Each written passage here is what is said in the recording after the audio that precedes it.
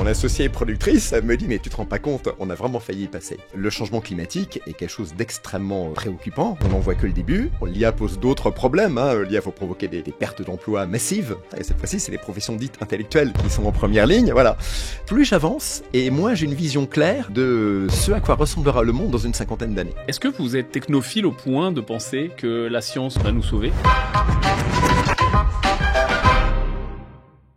Salut à tous et bienvenue dans Les Découvreurs. Aujourd'hui, on accueille une légende de la télé, aussi simple que ça. Et si vous avez mon âge, vous avez été bercé dans votre enfance par E = M6, par Mac Lesguy et par ce côté de la vulgarisation scientifique qui peut-être nous a donné envie de nous retrouver aujourd'hui ici sur Les Découvreurs. Je suis très content de le recevoir. Il va nous parler bien sûr des secrets de fabrication de E = M6, de sa vie et de sa vision notamment sur la technologie et le futur. Une émission super intéressante. Et juste avant de commencer, je vous rappelle qu'on est disponible sur toutes les plateformes de podcast. Si vous voulez nous écouter en audio, pour nous trouver, vous tapez Les Découvreurs. Et c'est parti aujourd'hui avec Mac Lesguy. Mac Lesguy, bonjour, bienvenue dans Les Découvreurs. Bonjour Yann, merci. Très content de vous avoir ici. Je vais même pas vous présenter, parce que parfois je présente un petit peu la bio de l'invité. Bon, vous êtes le visage de la vulgarisation scientifique sur M6 depuis 30 ans. En préparant cette émission, je me suis rendu compte que, comme tout le monde, je vous ai connu dans ma jeunesse. Et depuis, on vous voit. Et je pense que beaucoup de gens qui nous regardent vous suivent depuis toujours. 30 ans de E = M6 et plein d'autres émissions, notamment en prime time, etc. Est-ce que vous vous attendiez ? Ce sera ma première question. Parce que quand j'ai préparé cette émission, j'ai eu du mal à trouver des choses sur vous. Vous êtes assez mystérieux. Vous parlez assez peu de vous, je trouve. Je suis plutôt assez discret. Assez discret. Est-ce que vous attendiez à avoir un tel impact sur les Français à être toujours là 30 ans plus tard ? Non, absolument pas. C'est pour ça que j'ai pris un pseudonyme. Quand on a démarré E = M6, on avait une commande de 6 numéros. On était 2 ingénieurs agronomes qui passaient un peu là par hasard, on va le dire. Enfin, pas tout à fait, mais presque. Et je me suis dit, bon, ça va être un peu des vacances studieuses pendant les 6 mois que vont durer ces 6 numéros, puisque c'était une émission toutes les 3 semaines. Après, je reviendrai à un métier plus sérieux. Ce sera une parenthèse marrante. Ouais. Et c'est d'ailleurs pour ça que j'ai pris un pseudonyme, pour vraiment revenir dans l'anonymat le plus total. Au bout de ces 6 mois, c'était en juin 91. Je m'attendais évidemment absolument pas à faire une carrière aussi longue dans les médias. Et je pensais pas du tout que E = M6 durerait encore 35 ans après, puisqu'on va fêter l'année prochaine notre 35e anniversaire. Wow. Et donc au départ, votre parcours, c'est ingénieur agronome ? Oui. Et vous destinez à quoi comme type de carrière ? Alors, au début, je voulais être chercheur en biologie, mais je me suis aperçu que pendant mes études d'ingénieur agronome, j'avais sans doute pas la patience et la rigueur nécessaires pour passer des heures à manipuler des petites bactéries dans des réacteurs dans des laboratoires. Donc, à la sortie de mes études, je me suis tourné vers le marketing des produits agroalimentaires, les fruits et légumes, la volaille, etc. Et j'ai totalement bifurqué quelques années après avec un copain. J'ai fait une académie de formation au métier de la télévision. C'était pas du tout pour faire de l'antenne, c'était là encore pour faire du marketing de l'audience, pour faire des études de marché sur les comportements des téléspectateurs. Mais j'avais un ami qui, lui, avait un projet pour faire une émission scientifique. Et il m'a dit, écoute, tu vas m'aider, on va réaliser un pilote et on va essayer de le vendre aux chaînes. Alors moi, aventureux comme je suis, je lui ai dit, mais t'es fou, ça marchera jamais. Il dit, mais si, tu vas voir. Et il m'a dit, en plus, ce pilote, c'est toi qui vas le présenter, comme ça on va faire l'économie d'un présentateur. Et je lui ai dit, mais t'es dingue, j'ai absolument aucune compétence particulière pour faire ça. Je suis ingénieur, je suis pas journaliste, je suis pas comédien, je suis pas animateur. Il me dit, écoute, on va quand même essayer. On a essayé. Voilà, il m'a convaincu d'essayer et ça a marché. Mais ça a marché tout de suite, parce qu'on se rappelle pas des premières émissions. En fait, on a l'impression que le format, ça a toujours été le même, mais j'imagine qu'au début, ça... Non, le format a beaucoup évolué. Au début, il y avait 5 reportages en une demi-heure, ça allait à toute vitesse. Oui, on a eu un succès d'estime. On était diffusé le dimanche matin, toutes les 3 semaines, sur l'antenne d'M6. Et dans les journaux et auprès du public, on a eu un succès d'estime tout de suite. C'est pour ça que, en juin 91, au bout de 6 numéros, la direction d'M6 vous a dit, écoutez, est-ce que vous êtes prêts à continuer ? Cette fois-ci, on va passer le dimanche matin tous les 15 jours. Le succès d'estime, le bouche-oreille a fonctionné, ce qui fait qu'en 96, quelques années plus tard, la chaîne nous a dit, écoutez, il y a une case qui est libre, c'est le dimanche soir. On a tout essayé, ça marche pas, on fait moins de 5% de part de marché. Est-ce que vous êtes prêts à essayer un passage en hebdomadaire et quasiment en prime time, puisque ce sera la tranche 20h30. Alors on a dit banco, et alors là, le succès a tout de suite été au rendez-vous. On a doublé l'audience de cette case, on est monté aux alentours de 10% de part de marché. On n'a quasiment jamais quitté depuis, et voilà un petit peu l'histoire de la diffusion de Eagle M6. Au début, succès d'estime, auprès, je pense, de geeks, d'amateurs de sciences, et on a vraiment rencontré le grand public en descendant en quelque sorte à 20h, 20h15 le dimanche soir en 96. Et j'ai l'impression qu'à ce moment-là, c'était un peu le pendant sur d'autres chaînes, notamment C'est pas sorcier. Tout à fait. On a reçu Fred sur cette émission. Oui. Je le salue, je sais qu'il regarde souvent les émissions.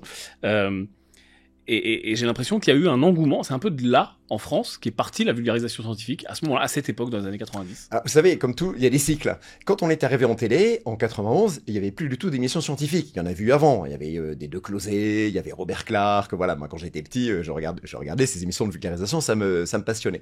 Donc, effectivement, à nouveau, avec nous, la vague est revenue. Et depuis, je dirais, le succès s'est pas trop démenti, puisque vous avez aujourd'hui des documentaires scientifiques sur pas mal de grandes chaînes. Et puis sont arrivés de nouveaux médias. Voilà, il y a beaucoup de sciences sur YouTube. Il y en a beaucoup sur Insta. Voilà, il y en a toujours un petit peu à la télévision. Maintenant, je dirais que la vulgarisation scientifique en télé et dans les médias de manière générale se porte pas trop mal. Vous en pensez quoi, là, d'ailleurs, de tous ces youtubeurs? Il y a beaucoup de chaînes, beaucoup de vulgarisateurs sur YouTube. Ah, moi, je trouve que c'est extraordinaire. Il y a beaucoup de vulgarisation de très bon niveau sur YouTube. C'est vraiment pour moi le futur, parce que on voit très bien que l'audience est de plus en plus morcelée, fragmentée. Le public a pris l'habitude de voir ce qu'il voulait à l'heure où il le voulait. On sait bien que la télévision dite linéaire n'offre pas ça. Nous, on offre des rendez-vous réguliers, alors qu'aujourd'hui, de plus en plus de gens, je le vois bien, à commencer par mes enfants, ont pris l'habitude d'aller chercher ce qu'ils voulaient au moment où ils le voulaient. Ouais. Voilà. Donc, la vulgarisation scientifique s'enrichit, elle se poursuit par d'autres moyens, et moi, je trouve ça très bien. Ouais, c'est un peu l'avènement, et c'est le moment en ce moment du on-demand. C'est vrai que les gens consomment maintenant YouTube dans les transports, dans leur voiture, sous forme de podcast. Il y a plein de gens qui nous écoutent aussi que en audio, et c'est un peu les nouvelles formes de consommation. Alors, à quoi ressemble, parce que on adore toujours les anecdotes de tournage, etc., à quoi ça ressemble la production d'une telle émission? Vous la produisez en plus, je pense. Je la produis. Ouais. Ah, écoutez, c'est drôle. Là, il y a, je prends chaque année de longues vacances, voilà. Ouais. Et je devais rentrer fin août, voilà. Mon premier jour, c'est le jour où je me rhabille, vous le voyez en McLesguy, c'est-à-dire je mets toujours ma cravate, mon gilet, ma veste, parce que c'est un peu ma marque de fabrique. Et je me dis, voilà, cette année, tu vas mettre 72 fois ce costume de scène. Voilà, parce que j'ai tout mon planning qui est prêt à l'avance. Et j'ai démarré par un tournage dans les égouts de Paris pour comprendre comment marchaient les égouts. Et on a rencontré les scientifiques qui font de l'archéologie des égouts, ce qui est un truc qui est assez passionnant. Donc déjà, ça commence par beaucoup de tournages qui sont préparés à l'avance par des journalistes, beaucoup de réunions de rédaction, parce qu'évidemment, je participe au briefing des journalistes. Je dis voilà, moi, ce qu'il me faut dans les sujets, il me faut tel élément scientifique. Évidemment, il y a une partie contrôle. On découvre les sujets une fois qu'ils sont montés sur le banc de montage. Donc voilà, on est vraiment sur un rythme où on démarre début septembre. Voilà, le nez dans le guidon. On doit fournir une émission toutes les semaines. Bon, il y a quelques temps morts évidemment pendant les fêtes, etc. On va décompresser, mais sinon il y a toujours systématiquement tournage, conférence de rédaction, montage. Vérification du montage, et un point qui est très important pour moi, je regarde in fine l'émission et j'ai en quelque sorte le final cut sur tous les commentaires. C'est là que je vérifie qu'il n'y a pas d'erreur, parce que étant producteur, s'il y a une erreur scientifique dans Eagle M6, évidemment, c'est pour ma pomme, c'est moi qui suis le responsable. Voilà, donc je fais extrêmement attention, je revérifie tout.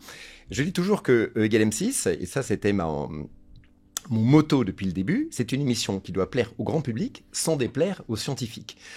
On est vu par des millions de spectateurs, entre 1,5 et 2,5 selon les semaines. Parmi ces téléspectateurs, évidemment, il y a des enfants, il y a des familles, il y a aussi des profs, et il y a des universitaires et des chercheurs. Il est hors de question pour moi que se glisse une erreur de taille dans l'émission. J'en suis le responsable. Donc je fais très attention, et c'est pour ça que je visionne tout pour éviter ça. C'est les limites d'ailleurs de la vulgarisation, c'est un vrai sujet. C'est-à-dire que la vulgarisation consiste à simplifier les choses, mais quand on over-simplifie notamment la science, on est parfois factuellement faux. Et c'est où est-ce qu'on met la limite entre être Alors, Pas totalement vrai. non, mais vous avez raison. Alors, c'est vraiment un métier. Il faut simplifier, parfois omettre certaines choses. On est aussi tenu par une certaine durée. Hein. Nos reportages font 7 minutes 30. Voilà, on aimerait bien parfois avoir 30 secondes ou une minute de plus. Mais la vulgarisation, c'est simplifier sans trahir, voilà. Mais souvent, les erreurs viennent pas de là. Les erreurs viennent de certains réflexes. On se dit, tiens, il y a tel truc, c'est pas bien. On va porter des jugements moraux sur certains aspects de la science. Alors que nous, on est là pour vulgariser. On n'est pas là pour faire la morale ou pour faire du prêchi-prêcha pour telle ou telle chapelle. Et souvent, c'est le défaut que je vois chez certains journalistes quand on va aborder certains sujets sciences et société. Nous, on est là pour faire de la vulgarisation pur et dur, voilà, au sens vulgariser, c'est-à-dire rendre accessible un contenu qui est parfois complexe, et il faut simplifier et ne pas trahir. Et des fois, je dis à mes journalistes, là, tu vois, tu as voulu faire un truc qui est trop compliqué, tu veux faire le tour, on va le simplifier, voilà, quitte à enlever une ou deux branches de l'arbre. Il y a des exceptions à ce que tu viens de dire, on va pas en parler, on va mettre un généralement, on va pas développer l'exception. Comme ça, on va être toujours juste, mais on va rester accessible. Le problème, c'est que nos spectateurs, ils ont une ZAPEG, ils ont une télécommande. Voilà, on ne doit pas les perdre. Voilà, au contraire, on doit essayer d'en gagner le plus possible durant la diffusion de l'émission. Donc, c'est vraiment très important pour nous, vraiment, de leur tenir la main jusqu'au bout pour pas qu'ils aient envie de se dire, allez, c'est trop compliqué, hop, je change de chaîne. C'est là qu'on a un vrai point commun entre YouTube et les nouveaux médias, et la télé et les nouveaux médias comme YouTube, et même TikTok, etc. On pense que c'est très différent, mais non. C'est ce fameux watch time de pas perdre les gens, de rester intéressant. Et je pense que c'est encore plus important en télé, et c'est une vraie mesure que vous avez d'audience et de watch time. Enfin, bien sûr. On perd les gens en cours de route. Alors nous, vous, youtubeurs, vous avez la même chose. Hein. Le lundi matin, voilà, tombe l'audience et on voit la courbe. Voilà. Alors normalement, là cette année, on va démarrer aux alentours de 20h, 20h35. Notre courbe, elle doit être montante. On doit récupérer des spectateurs d'autres chaînes. Puis parfois, on voit une petite inflexion dans la courbe, alors aussitôt on se dit « Ah oui, ça c'est la deuxième minute du reportage sur la science du lave-vaisselle. » Peut-être que la démo était un peu longue. De toute façon, je vais vous dire, on s'en aperçoit. C'est très amusant la télé. Vous êtes sur le banc de montage, vous avez fait votre émission, vous la regardez, vous dites « Ouais, là c'est bien, et tout, etc. etc. » Bon, parfait. Et puis, on livre notre émission à peu près une semaine à l'avance, voilà, et le dimanche soir, j'ai dit, allez, branle-bas de combat, tout le monde autour de la télé, on regarde le Égal M6. Et là, vous êtes dans votre canapé, et la perception est radicalement différente. Ouais. Vous dites, ah zut, ah là, c'est un peu chiant. Puis tout d'un coup, vous voyez vos enfants qui à un moment, ils recommencent à piquer du nez sur leur téléphone. Elle dit, ah, là, on aurait dû peut-être couper cette interview, ou on aurait dû être plus incisif dans le commentaire. Les défauts apparaissent vraiment dans les conditions d'audition réelle et de spectateur, c'est-à-dire sur son fauteuil, sur son canapé, le dimanche soir à 20h40. Vous devez toujours tenir le même temps, exactement, le même nombre de minutes, ou c'est un petit peu variable? Ah non, la commande, cette année, on doit livrer 18 minutes avec 2-3 secondes, 2-3 secondes de marge. Ça, c'est compliqué, voilà, c'est sûr. On est on va couper, on va ralentir une illustration, une petite pause, on va couper. Oui, bien sûr, ça c'est vous savez que l'émission a 35 ans et j'ai le même réalisateur depuis 35 ans exactement. J'ai rencontré en 91 et on travaille toujours en binôme, voilà, et c'est lui qui me garantit à la fin que l'émission fait bien 18 minutes et pas 18 minutes 50, ce que la chaîne nous refuserait. C'est combien de personnes toute cette équipe? Alors, il y a un noyau dur de 5 personnes, hein, Red Chef, secrétaire de rédaction, voilà, mais service annexe, hein, la production, la réalisation. Et on travaille avec une vingtaine de journalistes réguliers, pigistes, voilà, qui viennent à intervalles réguliers faire des sujets, qui connaissent bien la mécanique de Égal M6, qui est vraiment toujours la même. Nous, on a une baseline qui est un peu singulière dans le monde de la vulgarisation, c'est on part de notre environnement quotidien, et on explique comment ça marche sous l'angle scientifique. Voilà. Ça fait longtemps qu'on a arrêté de faire, je vais dire, de la grande science, expliquer le boson de Higgs ou la recherche des exoplanètes, parce qu'on s'est aperçu qu'à cette heure-là, c'était vraiment en partant du monde qui nous entoure, de nos voitures, de ce qu'il y a dans notre cuisine, de ce qu'il y a dans notre corps, de ce qu'il y a dans notre salle de bain, qu'on pouvait vraiment faire de la bonne science, de la bonne vulgarisation en intéressant les gens. Ouais, genre comment fonctionne, je me rappelle moi de sujets, comment fonctionne le savon, le dentifrice, etc. C'est des choses qu'on a l'habitude de... Bah oui, vous voyez, le savon par exemple, il y a une chimie complexe latex pour faire le savon.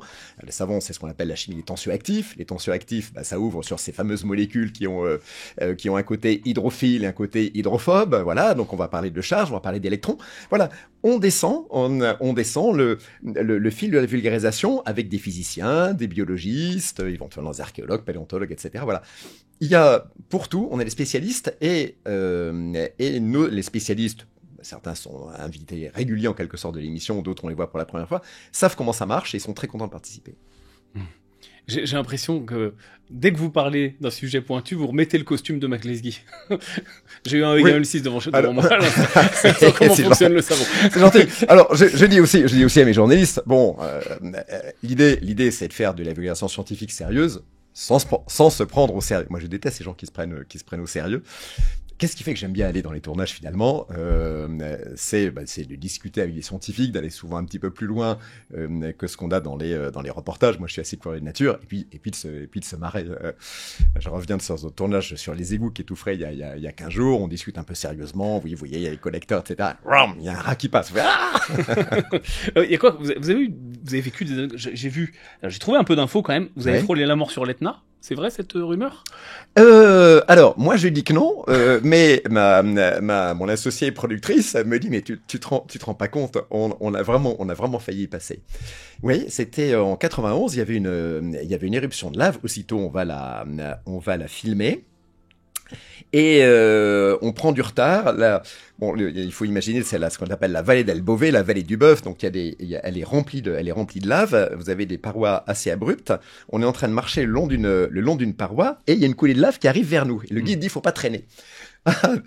Dit l'ingé son, s'il faut pas traîner, je vais en profiter pour ranger mon matériel. Et il déballe tout son matériel et commence à tout ranger. À l'époque, le matériel était très encombrant, les caméras étaient lourdes, les ingé sons avaient des perches et des fils partout, etc. Le temps qu'il range son matériel, petit à petit, la coulée de lave s'était rapprochée. Il nous a resté un petit espace. On pouvait plus avancer. Donc, on a commencé à grimper dans la falaise en s'accrochant à les touffes d'herbe. C'était vraiment très, très abrupt. J'avais l'impression, vous savez, d'être dans Vol 714 pour Sydney où Tintin, à la fin, voilà, il échappe à la coulée de lave en montant sur un escalier en s'accrochant à des stalagmites et on est sorti par le haut. Oui, on s'est un peu râpé les genoux et les mains pendant que la lave touchait le bas de la falaise et commençait à brûler les herbes qui étaient en bas de la falaise. Je pense pas qu'on ait risqué notre vie, mais on a eu assez chaud quand même. Ah, ça a été un petit peu chaud quand même. Ouais, c'est un peu chaud. J'interromps juste quelques secondes votre épisode du jour pour vous parler du sponsor aujourd'hui, l'incubateur Marchand de Biens par Green Bull Campus. Alors si vous faites déjà de l'immobilier ou que vous vous intéressez à l'investissement immobilier, mais que vous voulez le faire d'une façon peut-être plus rapide en faisant des flips immobiliers, ce qu'on appelle des opérations de marchand de biens, acheter un bien immobilier pour tout simplement le revendre plus cher, eh bien sachez que c'est possible, mais sachez également que ça s'apprend. C'est un métier à part entière, il y a énormément de choses à savoir. Et c'est exactement ce que propose l'incubateur Marchand de Biens, de vous accompagner vers ce métier de marchand de biens, vers aller faire vos premières opérations. Et on vous accompagne de A à Z sur la partie formation, mais également une partie mentorat, une partie suivi, réponse à vos questions, dans un programme qui dure toute l'année, qui s'étale sur un an complet. Si vous voulez en savoir plus et que vous souhaitez rentrer en contact avec l'équipe, vous avez le lien qui va bien avec une liste d'attente, vous pouvez vous inscrire et on reviendra vers vous au fur et à mesure tout simplement des places qui se libèrent. Tout se passe dans la description, vous avez un petit formulaire, vous pouvez le remplir et l'équipe vous recontacte pour vous parler tout simplement de l'incubateur Marchand de Biens. Je vous mets le lien dans la description de cet épisode pour en savoir plus et on est reparti pour l'épisode du jour. Vous avez d'autres souvenirs comme ça de un petit peu insolites en tournage, sur le terrain ou en studio ? Non, en général c'est bien préparé. J'ai des grands souvenirs. Par exemple, j'ai eu la chance de faire 2 vols dans des avions zéro gravité. Vous savez, voilà, quand on fait ces paraboles. la première fois, je voulais pas y aller. Mon associé de l'époque me dit si on va y aller, tu vas voir, c'est formidable. On va faire des plateaux. Donc on monte dans la caravelle 0G. Il se trouve que moi j'ai assez bien supporté, mais lui qui faisait l'imbécile tellement il était content d'être là, au bout de la 2e parabole, il était malade. Et j'étais en train de faire un plateau, et tout d'un coup, lui, il commence à dégobiller en apesanteur. Ah oui. Et alors, c'est comme le capitaine Haddock et sa boule de whisky dans Objectif Lune, tout d'un coup, je vois une espèce de boule jaune de vomi. J'ai l'image en tête. Vous l'avez esquivé? J'ai esquivé. Alors les gars à l'époque c'était pas l'Airbus, c'était la Caravelle. Les types arrivent avec du sopalin, des lingettes, parce que vous avez un effet contagieux. Quand vous voyez quelqu'un qui dégobille en apesanteur, il paraît que tout le monde se met à dégobiller. Donc c'était nettoie tout. Ils expédient dans le fond de l'appareil là où les personnes malades, et nous on a poursuivi le vol sans anicroche. Mais j'en vois encore mon associé qui redescend, il était vraiment tout jaune à la sortie des. On fait une vingtaine de paraboles, oui, ça c'est des bons souvenirs. Ça, il faut à tout prix que je le fasse, c'est sur ma bucket list pour cette émission. C'est vrai que c'est là qu'on voit quand même que les ponts, et notamment la vulgarisation, et je pense aux youtubeurs et à tous les gens qui veulent se lancer, ou les gens qui seront peut-être la nouvelle génération, à quel point ça peut ouvrir des portes. Parce que j'imagine que tous les plateaux que vous avez pu faire, avions de chasse, sous-marins, porte-avions, je sais pas. On n'a pas fait les porte-avions, on a fait les avions de chasse. Je l'ai pas voulu y aller, là, j'ai trop peur. Parce qu'il y a quand même, il y a des moments où je dis stop. On est allé dans les sous-marins. Moi, j'ai des limites. J'ai dit non, on les a mis saut à l'élastique, parachute. Voilà, j'ai pas envie. Je suis pas non plus Nicolas Hulot. Voilà. Mais vous savez, en fait, je vais vous dire, ce qui me rend le plus fier. Moi, je suis très très attaché à vulgariser la science, bien sûr, mais aussi la technique. Et alors ça, c'est le citoyen qui parle. Je milite pour que on soit encore un pays où il y a des usines et où on produit des choses. Et je pense que expliquer au grand public aujourd'hui comment marchent nos industries, c'est quelque chose de très important. Il se trouve que les industriels, vous savez, il y a quand même une ambiance un peu anti-industrie, anti-production en France. On n'aime pas trop voir ça, etc. Donc les industriels, et on les comprend, sont très frileux vis-à-vis des médias. Et ce qui me fait très plaisir, c'est que quand on dit tiens, on va essayer d'expliquer la fabrication du chocolat, du pain de mie, des serrures, des chips ou que sais-je, ou des chaussures, et qu'on trouve une usine en France, les gens nous disent on veut bien vous ouvrir nos portes parce qu'on sait que avec E=M6, vous allez expliquer vraiment dans le détail quel est notre process, plutôt que de dire nous avons introduit des caméras cachées dans telle usine, etc.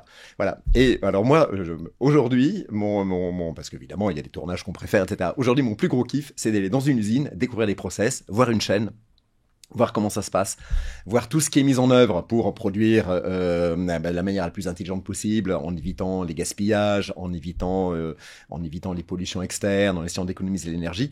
Ça, aujourd'hui, c'est comme je disais, c'est mon plus gros kiff. Mais c'est vrai que vous n'avez jamais eu ce côté dans l'émission...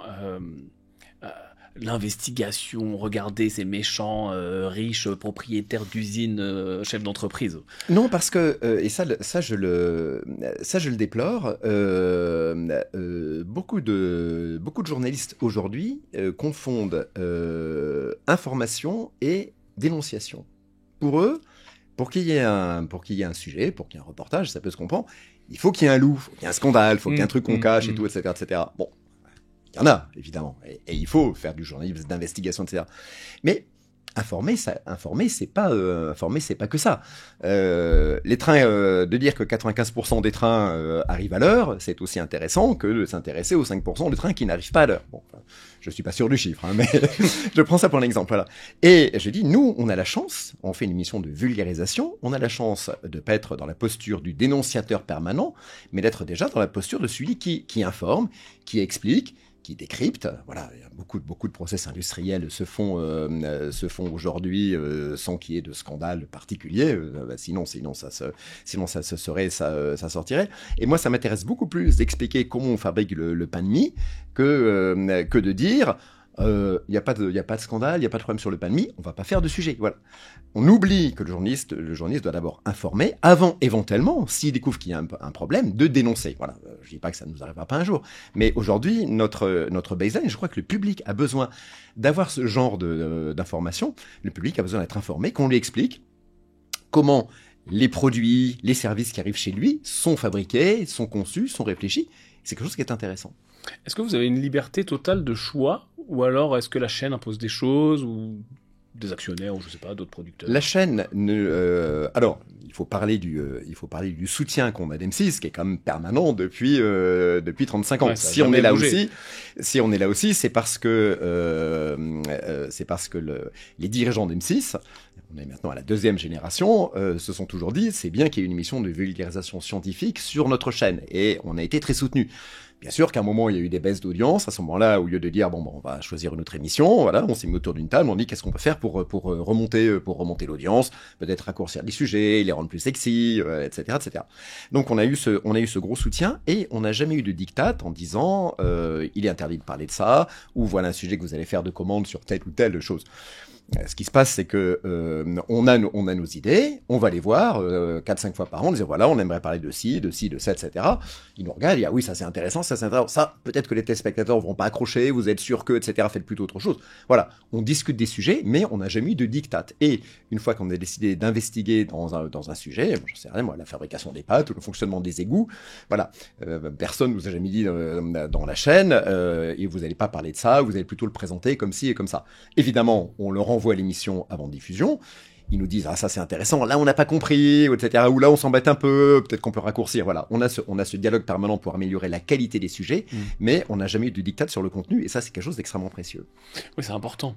Et il y a quelque chose que j'aime bien demander aux vulgarisateurs scientifiques, etc. C'est un peu votre vision sur le monde actuel. On a l'impression qu'il bouge de plus en plus, et je pense notamment à l'intelligence artificielle, je pense à la rapidité de l'information, aux diffusions des fake news, etc. C'est quoi votre vision un petit peu macro, si on prend un peu de recul, sur l'état du monde et où est-ce qu'on va dans le futur, et bien sûr tout ça raccroché à la science? Alors, l'état du monde, voilà, ce qui va bien, ce qui va mal, je vais pas me prononcer. Moi, ce qui m'intéresse, c'est effectivement la vulgarisation scientifique. Alors, on parlait du rôle des réseaux. Alors, le rôle des réseaux, c'est le meilleur, puisque effectivement vous avez une floraison d'informations et de vulgarisation scientifique sur tous les réseaux, sur X, sur Insta, sur YouTube, évidemment, voilà. Et puis, il y a à côté le pire, c'est que vous avez aussi de la désinformation qui fait florès. Et autrefois, vous aviez le filtre des médias traditionnels, effectivement, qui faisait autorité, entre guillemets, en disant non, ça c'est juste n'importe quoi. Les rumeurs n'étaient pas relayées. Les journalistes, entre guillemets, sérieux demandaient à des scientifiques sérieux. Et globalement, en matière d'information scientifique, il y avait une seule vérité. Aujourd'hui, ce monde-là a volé en éclats. La désinformation scientifique progresse. Elle n'existait quasiment pas quand j'ai démarré l'émission en 91, alors qu'aujourd'hui, on voit qu'il faut se battre. On va prendre un exemple, je le vois tous les jours sur les réseaux sociaux, le mouvement anti-vax, qui est né, enfin, qui était déjà présent avant le Covid, qui s'est développé pendant le Covid. Quelque chose d'extrêmement important. Un ministre anti-vax a été nommé aux États-Unis, Monsieur Kennedy. C'est quelque chose, moi, je trouve très très préoccupant, c'est-à-dire que vraiment cette désinformation scientifique progresse. Et en France notamment, elle fait des ravages dans les domaines de l'agriculture, de l'énergie, de la santé. On a de plus en plus de gens qui, entre guillemets, ont dit il y a une vérité officielle, voilà. Mais nous, on pense que la vérité est ailleurs. Hein. Vous connaissez, bon, il y a les gens, les tenants de la Terre plate, voilà. Il y a les anti-vax qui veulent absolument plus entendre parler de vaccins. Vous avez les climato-sceptiques qui pensent que le réchauffement climatique anthropique, voilà, est un truc inventé par les gouvernements pour nous asservir, etc., etc. Et bon, alors on peut dire bon, bah, c'est la démocratie, il faut vivre avec toutes les opinions. Moi, ce qui m'inquiète, c'est que je pense que la France, qui autrefois était une grande nation scientifique, au 19e, il y en avait 2 ou 3, va se faire reléguer petit à petit au rang de 5e, 6e, 7e nation, etc. Parce que vous avez des pays où le progrès scientifique n'est pas remis en cause, et je pense que in fine, ce sont ces pays qui domineront le monde. Je pense pas qu'à Singapour vous ayez les mêmes problèmes de désinformation scientifique que vous avez en France, peut-être même en Chine. Voilà, j'ai l'impression que petit à petit l'Asie est en train de prendre l'Amérique, je ne me prononcerai pas, la situation est complexe. Voilà, mais je vois que l'Asie est en train de prendre le relais. Je voyais l'autre jour un reportage sur Shenzhen. Voilà, on dit la ville la plus folle de Chine. Vous voyez que techniquement, technologiquement, ils ont par rapport à nous, ils ont une longueur d'avance. Voilà. Et c'est eux, en fait, qui sont en train de modeler notre futur. Voilà, c'est pas nous qui sommes en train de modeler le futur de Shenzhen. Et d'ailleurs, les sociologues appellent ça l'ère de la post-vérité, oui. Où maintenant la Totalement. vérité est moins importante que tout l'enrobage qu'il y a autour, et on le voit aux États-Unis. En effet, la situation est complexe, mais les scientifiques peuvent être muselés, etc. Est-ce que vous êtes technophile au point de penser que la science va nous sauver? Est-ce que vous êtes dans le camp de la science va nous sauver, ou est-ce que vous êtes dans le camp, et notamment vous parlez du réchauffement climatique et d'autres sujets, il faut qu'on fasse attention? Je suis dans le camp de ceux qui pensent que on ne se sauvera pas sans la science et la technique. Est-ce qu'on va être sauvé? J'en sais rien. Est-ce que la science va nous sauver? Je ne sais pas. Mais ce que je sais, que si on tourne le dos à la science et aux techniques, il va rien nous arriver de bon. Vous savez, moi, je suis montagnard. J'ai commencé à faire de la montagne dans les Pyrénées en 72. Je pense que vous n'étiez pas né. Non. Je me souviens très bien de l'état du glacier du Vignemale tel qu'il était à l'époque, voilà, et j'y reviens tous les 10 ou 15 ans. Aujourd'hui, il reste plus qu'un petit linceul de glace, là où autrefois il y avait un beau et gros glacier. Et c'est encore pire dans les Alpes, hein, on dit, voilà. Le changement climatique est quelque chose d'extrêmement préoccupant. Alors, on dit, bon, les glaciers c'est pas grave, hein, mais on apprend aujourd'hui que les cours du café sont en train de monter pour deux raisons. La première, c'est que les Chinois se mettent au café, et la seconde, c'est que vous avez des tas de régions productrices de café où il fait trop chaud, on peut plus planter de caféiers. S'il fait trop chaud, c'est à cause du réchauffement climatique. Les maraîchers, beaucoup de maraîchers cet été ont vu leur récolte quasi détruite parce qu'au-delà de 35 degrés, la fructification s'arrête. On a connu beaucoup d'épisodes à plus de 35 degrés. Donc je pense que le changement climatique, on n'en voit que le début. J'ai écrit dans un tweet qui a été très contesté qu'il était inarrêtable à court terme parce que le monde ne prenait pas les mesures pour qu'il s'arrête. Bon, on sait aujourd'hui que c'est évidemment parfaitement vrai. Donc je pense qu'on va vraiment au-delà de le temps difficile, quand ça commence à affecter notre agriculture, quand ça commence à affecter notre santé, parce qu'au-delà de 40 degrés, notamment chez les personnes fragiles, on n'est pas bien. Et on n'a encore rien vu. Hein. Vous voyez la courbe des températures moyennes, la courbe du CO2, ça monte. C'est évident que la technique a des réponses. Est-ce qu'elles suffiront? J'ai pas une boule de cristal, j'en sais rien. Mais si on dit il faut pas entendre parler de clim, il faut pas entendre parler des solutions pour décarboner le chauffage, le logement, le transport, la production d'énergie, ça va pas s'arrêter. Aujourd'hui, on a, en dépit de tout ce qu'on entend, on a des énergies fossiles qui sont abondantes, qui sont ultra pratiques, qui sont peu chères. Le gaz, le pétrole, le charbon. Donc la tentation est grande dans les tas de pays, même pas en France, hein, en Indonésie, aux Philippines, en Allemagne, en Chine, en Allemagne. L'Allemagne qui va construire les centrales à gaz géantes. Voilà, la tentation est grande de s'en servir.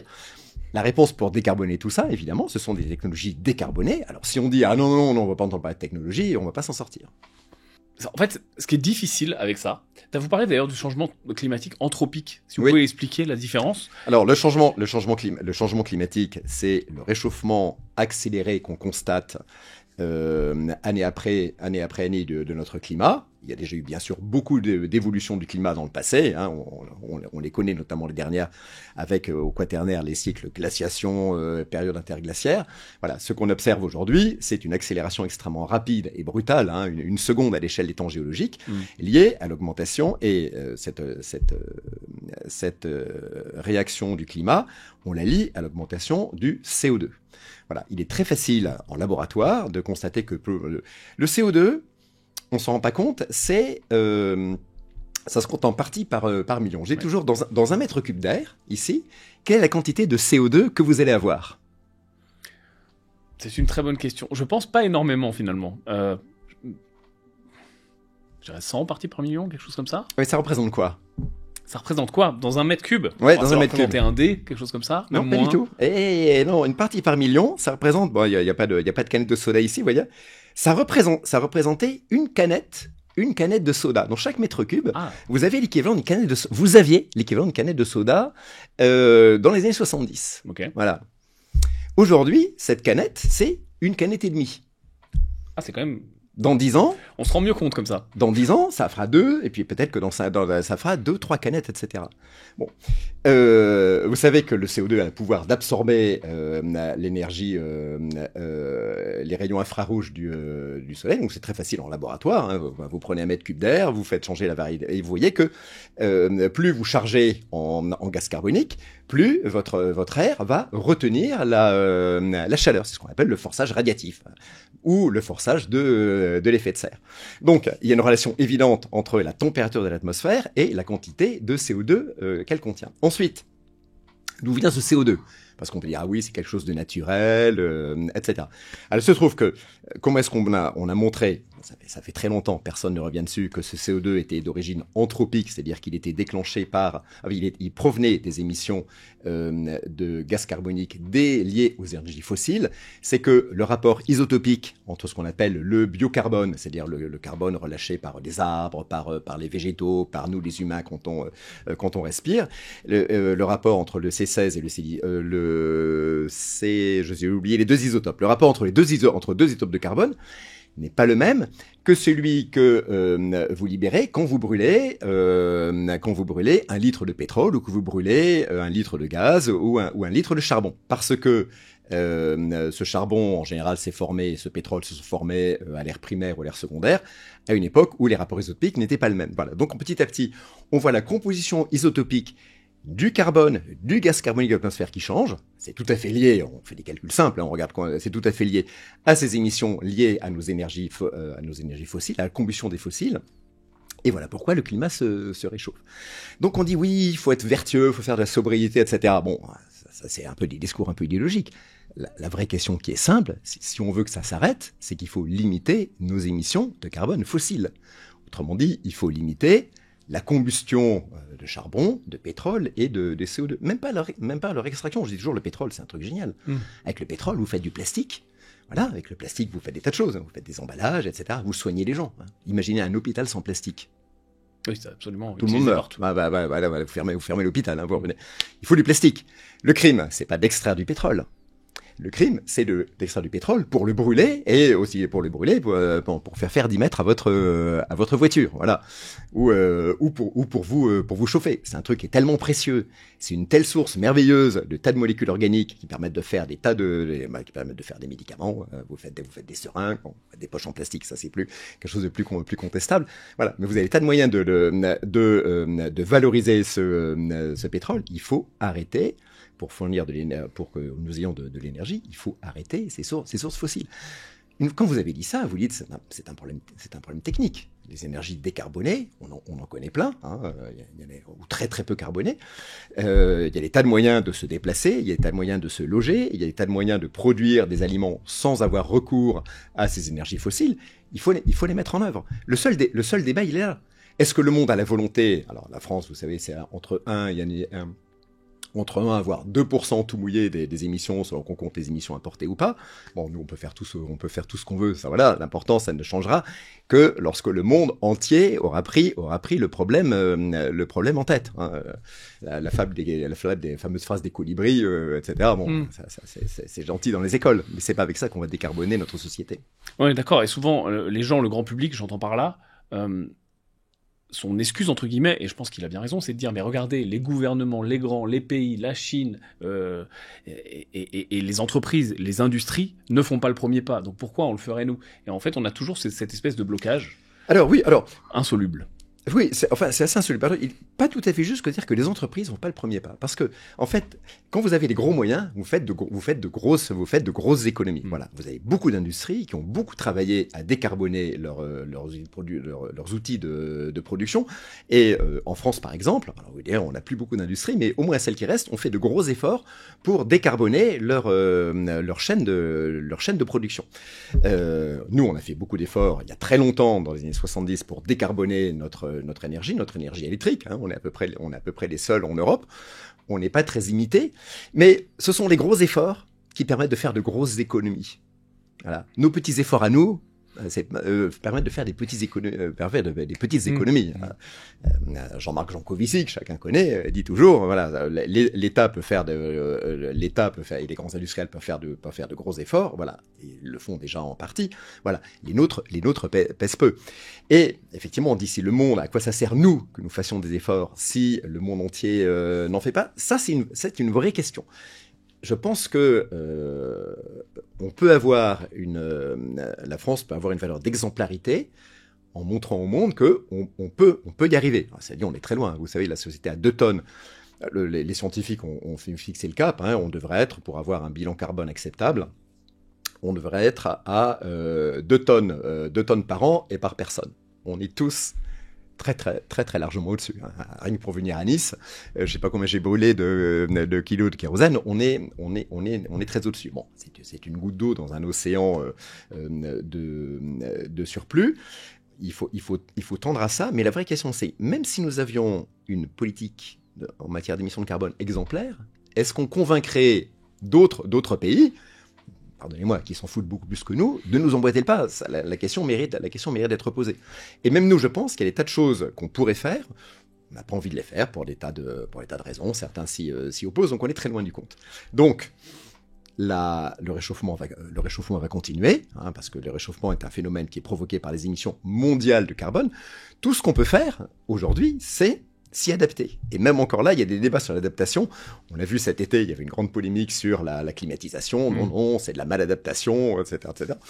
Moi, je pense que quand vous mettez la clim, quand vous climatisez un EHPAD, vous sauvez des vies. Voilà, et à partir de là, moi je pense qu'il n'y a plus de débat. Oui, je pense qu'il faut commencer à penser à long terme et plus à court terme. À se dire, on va pas mettre la clim, mais dans 5 ans, on sera forcé de mettre la clim.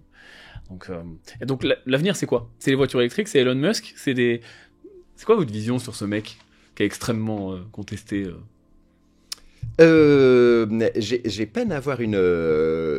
C'est un génie, évidemment. On voit ce qu'il a fait, dans l'espace. On voit comment il a repris en main Tesla, parce que je crois qu'il n'en est pas exactement à l'origine.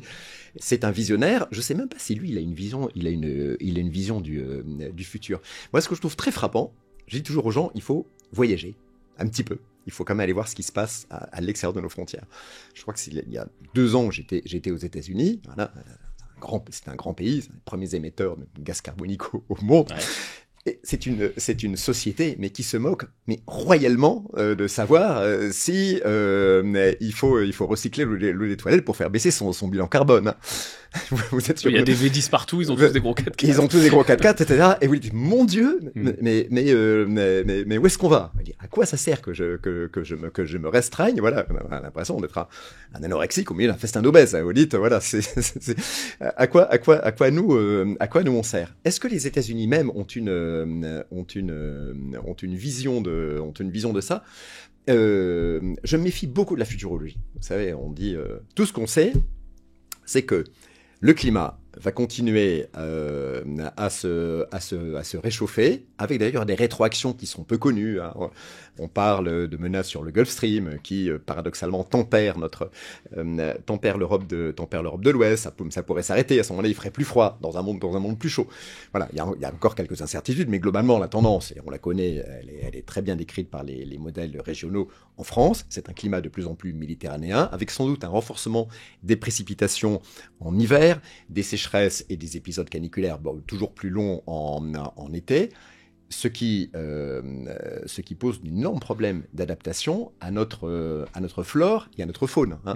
Nos forêts tempérées, elles ne sont pas du tout conçues pour encaisser ce type de chaleur. Hein. On le sait, les châtaigniers, les hêtres, les chênes dans certains endroits sont menacés.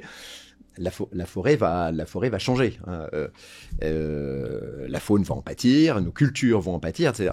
Ça, c'est à court terme, c'est quelque chose qui nous arrive dessus, hein, vraiment. Et il y a absolument rien à faire, malheureusement, qui soit à notre portée, nous Français, pour l'arrêter. Donc, on va arriver dans une société qui va s'adapter. Des technologies d'adaptation vont arriver. Peut-être pas venant de France, mais venant d'ailleurs, parce que la recherche scientifique, les progrès sont continuels. L'IA va peut-être nous trouver des solutions. L'IA pose d'autres problèmes. Hein. L'IA faut provoquer sans doute des pertes d'emplois massives. Imaginez une société dans laquelle le médecin IA est meilleur que n'importe quel médecin, dans lequel l'avocat IA est meilleur que n'importe quel avocat. Voilà.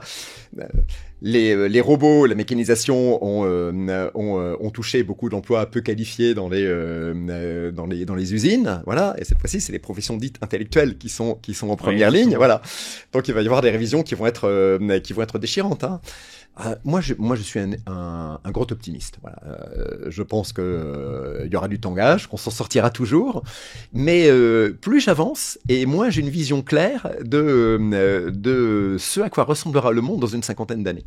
L'IA, personne ne va y venir. L'IA, c'est un bouleversement extraordinaire.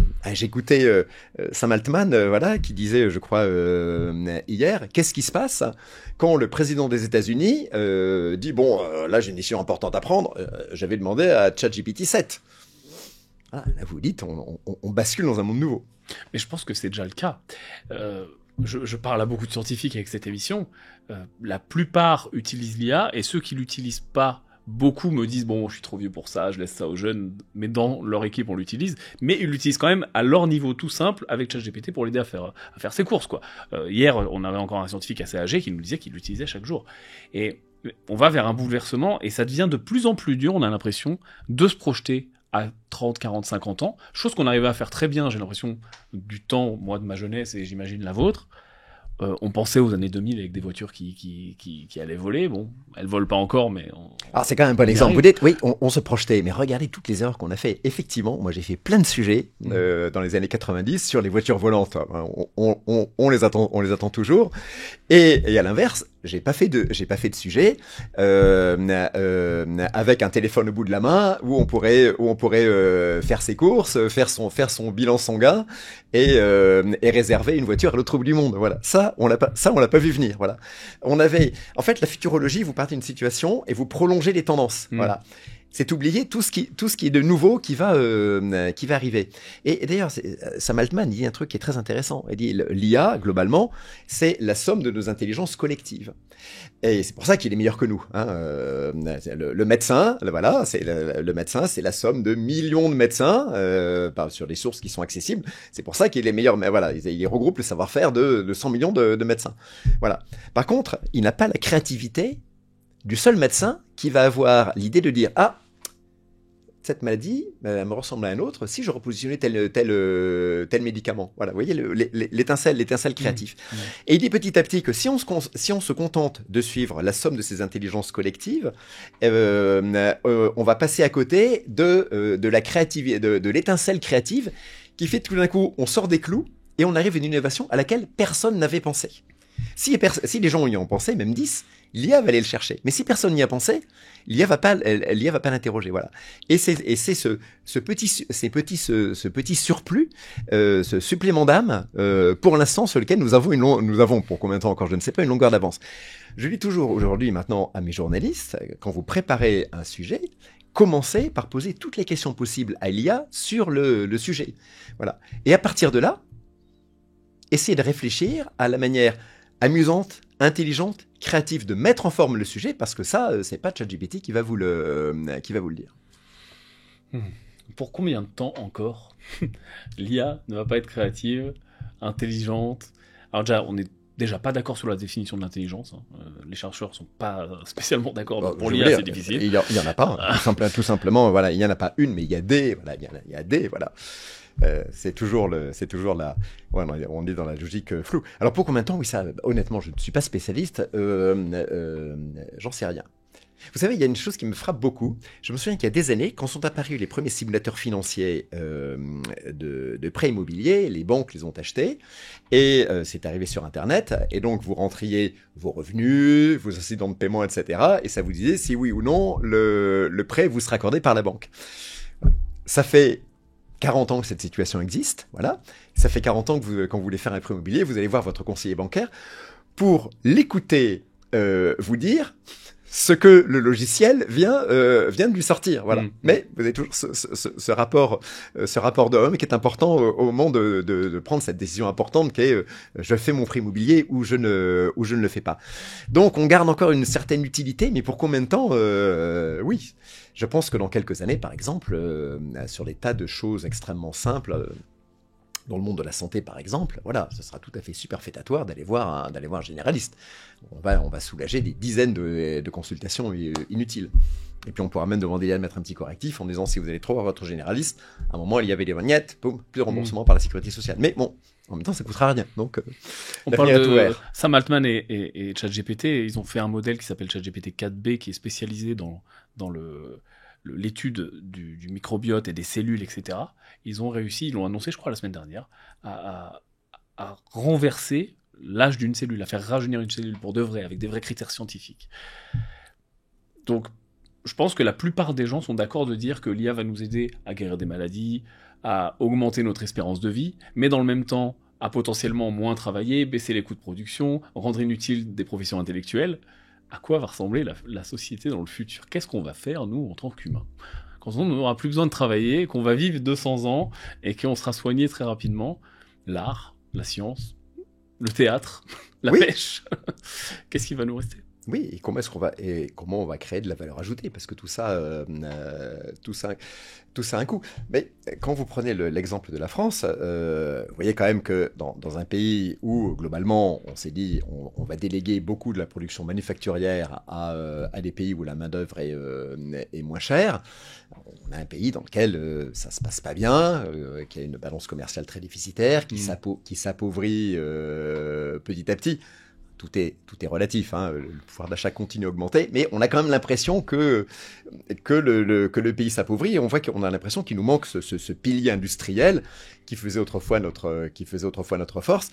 Moi, quand je vais souvent dans les provinces, je vois des régions où on disait nous étions la capitale mondiale du béret, ou c'est ici qu'on fabriquait des chaussures pour le monde entier, et aujourd'hui il reste un atelier avec 10 personnes. Bon. Ouais. On vit pas bien dans ces endroits. Et quand on est loin de Paris, ce qu'on appelle la diagonale du vide, où on s'aperçoit vraiment que il y a une vraie souffrance. Donc, on a eu ce premier choc de la désindustrialisation. On va voir sans doute un deuxième choc, effectivement, de l'IA. On va pas passer, une société d'artistes et de musiciens. Économiquement, je vois pas très bien comment ça va tenir. Voilà. Et en même temps, vous avez des tas de professions, vous avez des tas de métiers, effectivement, où les patrons cherchent comme des fous des salariés qui ne trouvent pas. J'ai des copains restaurateurs à Paris, ils me disent, on n'arrive pas à trouver de serveur, on n'arrive pas à trouver de chef de rang, on n'arrive pas à trouver de cuisinier, etc. Bon, je dis pas tout le monde n'est pas destiné à vocation d'être cerveau-cuisinier, mais je crois qu'il y a des tas de métiers, il y a des tas de métiers qui sont dits en tension, où on n'arrive pas à trouver de personnel. Oui, en fait, la société évolue de plus en plus vite. Voilà, on est passé d'une société fixiste à une société qui évolue en permanence, et cette évolution, elle s'accélère. Donc, on ne sait pas très bien où on va arriver. Un philosophe, Hartmut Rosa, allemand, qui a conceptualisé ça de manière très fine, il disait, à l'époque de nos grands-parents, les enfants allaient chercher l'expertise auprès de leurs parents. Puis quelques années plus tard, c'est défini. Et même de leurs grands-parents. Quelques années plus tard, les grands-parents étaient largués, et donc les enfants allaient demander conseil à leurs parents, on va dire dans les années 60 ou 70. Moi, je demandais des conseils à mon père sur comment organiser ma vie professionnelle, etc. Aujourd'hui, c'est quelque chose qui est totalement fini. Voilà. Petit à petit, le gap se réduit. On demande des conseils à quelqu'un qui a 10 ans de plus que nous. Même déjà aujourd'hui, il est largué. Moi, je suis largué sur beaucoup d'usages de l'Internet. Donc petit à petit, l'expertise et les générations se parlent à des temps de plus en plus réduits. Aujourd'hui, les vingtenaires, au-delà de 25 ans, ils disent ah ben lui il est largué. Voilà, on parle même plus des parents ni des grands-parents. Et on va arriver dans un moment où le temps on va arriver à une singularité, si vous voulez, où chaque génération, où les gens nés en 2100, ils ont du mal à comprendre ce que leur disent les gens qui sont nés en 2098. Ils disent, oh, mais il a 2 ans de plus que moi, il est totalement largué. Voilà. Cette accélération va arriver une sorte de singularité, un peu quand on se rapproche de la vitesse de la lumière en physique, on ne sait pas très bien ce que ça va donner. Et quand on est un peu passionné de science et scientiste, il y a aussi le sujet de l'augmentation de l'humain, et notamment en lien avec l'IA, la robotique, etc. Parce que là, on parle de l'IA aujourd'hui en termes d'interface avec un ordinateur, une tablette, un téléphone. Mais demain, à l'ère de l'assistant personnel qui vous connaît très bien parce que vous êtes né avec lui, parce que vous êtes de la nouvelle génération qui est née avec son téléphone et l'IA, qui a appris les données d'entraînement sur votre propre personne, et puis si en plus on peut vous mettre une puce pour que ça aille plus vite, est-ce qu'on s'appellera toujours humain? Est-ce que on va encore communiquer ensemble? Il y a une vraie, on a l'impression, et je parle beaucoup, et on en accueille dans cette émission au fur et à mesure des chercheurs vraiment dans l'IA, etc. Et on a vraiment l'impression que possiblement, on ne le sait pas, mais il peut se passer un shift vraiment d'espèce. C'est-à-dire que l'espèce humaine peut évoluer au sens de l'évolution qu'on a connue avec l'homme de Néandertal, Sapiens, etc. Alors, l'espèce humaine est déjà, vous avez tout à fait raison, mais l'espèce humaine est déjà en train d'évoluer. Alors, elle n'évolue pas dans ses caractères génétiques, effectivement, mais son cerveau évolue. Il y a des tas de choses pour lesquelles nous ne sommes plus câblés, alors que nous l'étions il y a encore quelques années. La première conséquence de l'éruption des écrans et de cette intelligence, avant même qu'elle soit artificielle, qu'on a à portée de main, c'est que il y a des savoirs qui nous semblaient tout à fait basiques et fondamentaux, et des aptitudes qui nous semblaient fondamentales, que nous ne possédons plus. Je vais prendre un exemple très simple. Demandez donc à un enfant de 7-8 ans, vous lui donnez une poire, et vous dites, tu vas manger cette poire, tu vas la peler. Plus personne, dans cette jeune génération, ne sait peler de fruits. Alors, dites, bon, ça paraît bête, on va donner un couteau, etc. Faites-le peler comme nous pelions, etc. pour manger une poire, il va vous faire un massacre. Voyez, donc, voilà. Donc, ce sont des gestes simples, qui nous semblaient basiques, que nous avons désappris. Voilà. Alors ça, c'est sur le fait de peler, voilà, de peler une pomme ou une poire. Mais vous pouvez demander maintenant des calculs simples à des enfants. Ils sont plus capables du tout de les effectuer. Je sais de quoi se parle. Hein. J'ai des enfants et des beaux enfants qui sont en bas âge. J'ai beau dire, beau faire, je sens bien que c'est des savoirs qui n'impriment plus, alors qu'ils ont un bon niveau scolaire. Mais notre niveau d'exigence en matière de calcul, par exemple, a totalement baissé. Donc, notre cerveau est radicalement différent. Et on a pu croire, jusque dans les années, on va dire 60-70, que notre niveau de performance intellectuelle allait grimper. Le niveau de maths allait monter, etc. On est arrivé à une sorte de plateau, et j'ai l'impression que depuis les écrans, on est en train de baisser. D'ailleurs, ce qui est assez préoccupant, ça nous ramène à ce qu'on disait il y a quelques instants, c'est que ça baisse plus vite en France que dans d'autres pays. Voilà. Donc, c'est pareil pour la mémoire. Voilà, le par cœur. Même moi, effectivement, autrefois j'apprenais des choses par cœur. Aujourd'hui, je demande à Wikipédia ou à ChatGPT. En plus, j'ai un contentieux avec le Wikipédia. Donc ça c'est un assist. Donc, je préfère demander à ChatGPT. Mais on voit très bien qu'on a déporté une partie de nos circuits neuronaux déjà dans les écrans. Alors, on peut dire, bah oui, c'est pas grave. Moi, j'ai des amis qui disent, c'est aucune importance de savoir calculer ou pas. Moi, je pense que c'est très grave parce que les mathématiques, bon, c'est un outil qui peut paraître ésotérique, mais c'est le meilleur moyen de comprendre le réel. C'est ce qui nous permet d'accéder aux ordres de grandeur. Hein. Vous prenez l'exemple de la quantité de gaz carbonique qu'il y a dans un mètre cube.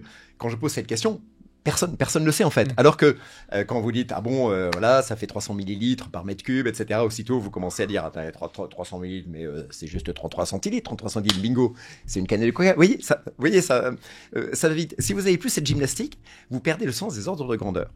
Si vous perdez le sens des ordres de grandeur, vous perdez tout simplement la capacité, pour moi, d'appréhender le monde de manière raisonnablement objective. On parle souvent dans tous ces niveaux de technologie de ce qu'on appelle la balance bénéfice-risque. Toute nouvelle technologie, toute activité humaine, vous avez des bénéfices. Je ne parle pas de bénéfices économiques, des bénéfices de mieux-être, etc., etc. Puis vous avez des risques. Hein. La bicyclette, ça a permis, quand elle arrive au 19e, d'aller se marier et d'aller rencontrer des individus du sexe opposé d'un village à l'autre, ce qui n'était pas le cas avant. Ça a été une libération. Bon, après, en même temps, sont arrivés ce qu'on appelle les accidents de vélo. Hein. Vous tombez, boum, voilà, vous vous faites mal au genou ou plus. Voilà, typiquement, la balance bénéfice-risque, elle est là. Bon, on a dû penser que les bienfaits du vélo étaient supérieurs à ceux des risques, donc on a toléré le vélo, il s'est développé. C'est pareil pour absolument tout.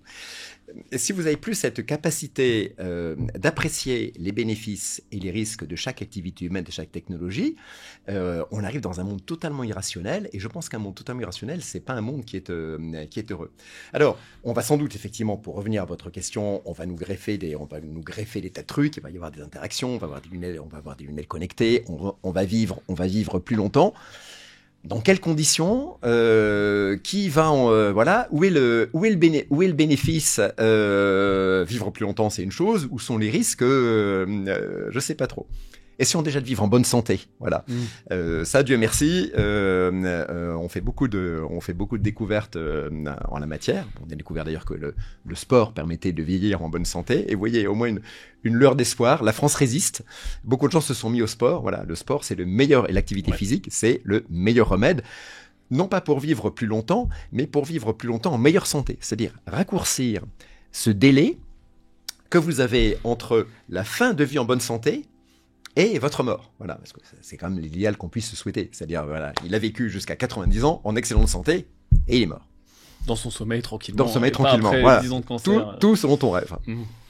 Mais il y a le bon côté aussi de tout ce progrès technologique qui est vraiment la guérison des maladies. Vous devez connaître très bien Demis Hassabis, prix Nobel, et qui fait des travaux dans l'IA et notamment sur les maladies. Et vraiment, il y a une prospective de gens extrêmement sérieux et compétents qui nous disent, et on est bien obligé de les écouter puisque c'est eux qui travaillent dessus, que alors, ils sont pas d'accord sur la durée, 5 ans, 10 ans. Le consensus s'établit entre 10 et 30 ans, j'ai envie de dire. On pourra éradiquer, et c'est un peu comme une religion aujourd'hui, éradiquer toutes les maladies. Et il y a même certains cadres d'OpenAI, etc., qui nous disent, tenez encore 10 ans, faites du sport, etc., prenez soin de vous, parce que d'ici 10 ans, 20 ans, 30 ans, on pourra tout guérir. Vous y croyez à ça ? Oh, je pense qu'il n'y a pas de raison. On a déjà fait tellement de progrès. Et surtout, si on va tout guérir, c'est qu'on va arriver à des thérapies qui sont extrêmement personnalisées en fonction de votre microbiote, en fonction de votre génome, etc. Alors, il y aura toujours des accidents. Mais voyez, par exemple, vous prenez les cancers. Voilà. On connaît les épidémiologistes qui triturent les chiffres dans tous les sens, connaissent déjà toutes sortes de facteurs de cancer dits évitables. Voilà. On sait mieux les soigner. Tous les jours, on découvre de nouvelles thérapies. Et puis, il y a les cancers qui arrivent, on ne sait comment. Alors, on dit oui, c'est à cause de l'environnement, à cause de notre mode de vie, à cause des pesticides. La vérité, c'est qu'on n'en sait rien, parce que vous avez beau triturer les chiffres dans tous les sens, pour l'instant, on ne voit rien qui se dégage. Un des grands espoirs de l'IA, c'est que lui, dans ce fatras de données, ils parviennent à dégager quelque chose qui tient. Voilà une cause de cancer, peut-être avec un effet cocktail, avec des interactions, avec des facteurs qui sont aujourd'hui totalement inconnus. On croit qu'on a des idées, on n'a absolument aucune idée. Moi, je parle souvent avec des épidémios. Il dit, on n'en sait rien. Peut-être que l'IA va nous aider. Mais l'éradication des maladies, c'est quelque chose, effectivement, qui est tout à fait, je pense, à notre portée, qu'elle soit bactérienne, qu'elle soit virale. Encore faut-il que le public y adhère et adhère à ces techniques. Et je prends un exemple, moi, qui me fascine. Je discutais avec un radiologue l'autre jour et qui me disait, non seulement on va parler des mammographies, cancer du sein, une femme sur 8 est touchée, c'est un cancer qui est très présent. Non seulement l'IA a une meilleure vue que le radiologue pour voir une tumeur en comparant les clichés des deux seins, mais en plus, parce qu'il a en tête des milliards, enfin pas des milliards ou des millions de vues qu'il a analysées, qu'il a comparées, l'IA est capable, en voyant deux clichés d'une femme qui n'a pas de tumeur, de dire ça, c'est un sein qui a toutes les chances de présenter une tumeur dans les 4 ou 5 années à venir. Donc, assurer une manière particulière. Et on sait que plus un cancer du sein, comme tous les cancers, est détecté tôt, plus fortes sont les chances de guérison, de rémission ou de guérison. Voilà. Donc ces progrès, on les voit, ils vont pas s'arrêter. Alors je suis pas médecin, mais je pense qu'il y a une possibilité effectivement d'ici 30, 40 ans, ça j'en sais rien du tout, qu'on guérisse à peu près tout. À quel coût, faudra le voir. C'est pas du tout quelque chose de dément.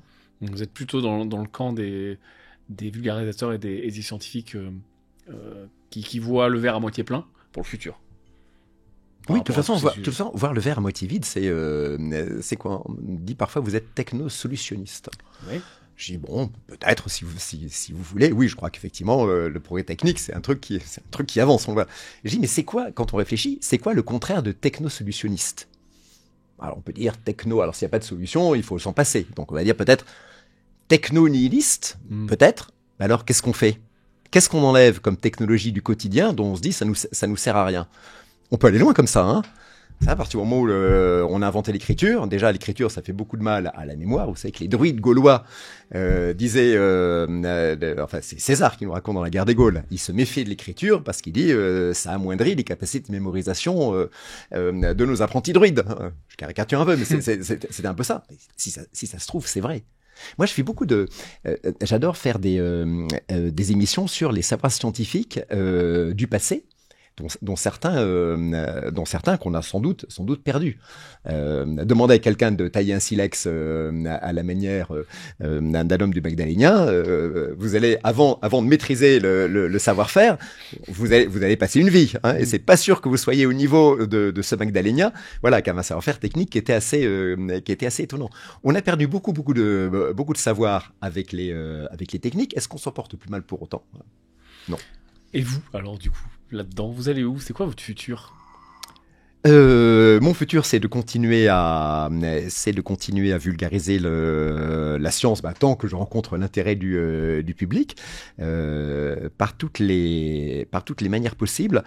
Je disais que la vulgarisation se portait bien, mais on n'est pas 50 en France à tendre le micro aux scientifiques en essayant de rester les plus objectifs possibles et en ne faisant aucune concession à l'ère du temps.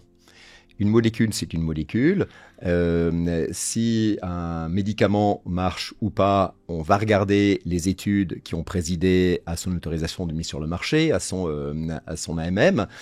S'il y a une technique, on regarde si elle est carbonée ou pas, si elle peut rendre un service. On regarde toujours la balance bénéfice-risque. Voilà. Et on ne fait pas de morale dans Egal M6. On n'est pas en train de dire « Ah, ça c'est vertueux » ou il faudrait faire des efforts pour faire ceci, cela, etc. etc. À chacun de juger. Nous, on explique l'état d'une technique, on explique l'état de la science, l'état des connaissances sur le sujet et on ne va pas au-delà. Voilà. Moi, je pense que le journaliste doit exposer les faits de la manière la plus objective possible. On n'est pas des éditorialistes, on n'est pas des donneurs de leçons. Donc, E égale M6, ça continue. E égale M6, ça continue. Voilà. Et puis après, je me retirerai et j'irai vivre sans doute une bonne partie de l'année à la campagne, dans ma maison où je n'ai pas d'électricité et où je me porte très bien. C'est vrai? Ouais. Vous vivez comme un ermite sans électricité, vous faites du Ah, fromage, non, etc. non, je vous imagine en train de faire du fromage. Non, si je me mets à quelque chose, je ferai du cidre, voilà. Mais pour l'instant, Mais c'est vrai, non. vous avez vraiment une maison où vous n'avez pas d'électricité. Ouais. C'est rigolo quand même, parce qu'on parle de science, de technosolutionnisme, de futurologie, et vous avez cette safe place de... Oui, vous savez, finalement. la principale différence dans une maison avec ou sans électricité, c'est que vous faites la vaisselle. Voilà. Et je trouve ça très reposant de faire la vaisselle à la main. Pas d'écran. Il n'y a pas d'écran. Alors bon, évidemment, il y a 5G qui tourne dans l'air, donc vous avez toujours la tentation d'avoir un portable et de le regarder. Moi, je pense que c'est terrible, mais je suis comme tout le monde, effectivement. Voilà. Souvent, je scrolle ou je vais sur les réseaux. Non, mais un jour, je me suis dit, si quand je suis en vacances, c'est pour reproduire les mêmes gestes que je fais toute l'année, voilà, remplir la vaisselle, réchauffer mes trucs au micro-ondes. À quoi ça sert finalement de se téléporter? Le fait de ne pas avoir d'électricité, c'est un petit pas de côté qui fait que tout d'un coup, vous allez changer de rythme de vie. Tout à fait. En été, ça se voit pas trop, mais en hiver, quand vous commencez à allumer les bougies ou les lampes à pétrole à 4h ou 4h30 de l'après-midi, je peux vous dire que vous ne tenez absolument pas jusqu'à minuit. Et même pas jusqu'à 10h du soir. Alors à 8h30, vous avez l'impression qu'il est minuit, vous dormez 12 heures et vous dormez très bien. Moi, je dors beaucoup mieux, effectivement, à la campagne que le reste du temps en ville. Vous vous resynchronisez parce que la lumière d'une bougie ne remplace jamais celle d'une LED en termes de puissance, et vous resynchronisez de manière étonnante avec le rythme jour-nuit de la saison. Oui, puis c'est la digital detox qui est très à la mode. C'est-à-dire que j'aimerais, il faut être des livres, etc. Il faut être honnête. Voilà, j'aimerais dire, voilà, tant que vous avez un portable qui vous suit, mon rêve serait été d'être en zone blanche et sans électricité. Mais bon, là, il fallait aller très très loin, j'ai pas trouvé. Vous pouvez mettre un coffre-fort à l'entrée, vous laissez votre téléphone à l'intérieur.